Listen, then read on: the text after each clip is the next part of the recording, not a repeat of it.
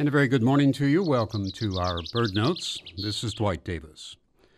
A trip to the Virginia Eastern Shore recently afforded an opportunity to stop at the south island of the Chesapeake Bay Bridge Tunnel and check for wintering waterfowl.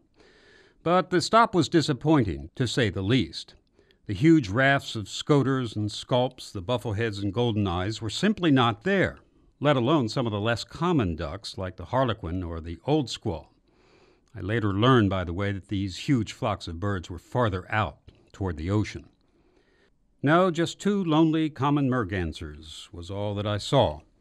But just because I didn't see them doesn't mean I can't talk about them, or one specifically, and that is the old squaw. First, the name. Old squaw has now been replaced by long-tailed duck, which is appropriate because of the long, slender, pointed tail. This came about because the name old squaw, never complimentary, was becoming even more derogatory in our day. The long-tailed duck, then, is a sea duck, which breeds in the Arctic and winters along the Atlantic coast. These birds can dive to great depths, some 200 feet below the surface, to obtain their food, mussels and crabs and the like. It is one of the noisiest of ducks, with an unusual call that can be heard a good distance away. This sound is reflected in the genus name Clangula, which comes from the Latin clangor, meaning noise.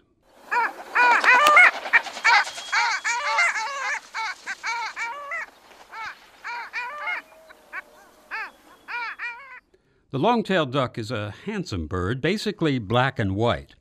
And here is where it gets interesting. The male has two distinct plumages, one for winter and one for summer, and then a third overlapping plumage. 3 different featherings throughout one year. No other duck has such an arrangement. Why has such a pattern evolved when the rest of the waterfowl make do with only 2 plumages? What's the advantage of having 3? I suppose this is just another of those bird questions, making up a long list, like why must the Arctic tern fly from one pole to another in migration? Like why do the male and female eclectus parrots differ so much in appearance? Like why do phalaropes exhibit almost complete sexual role reversal? The next time I see a long-tailed duck and remember its 3 plumages, I'll be thinking of these sorts of questions.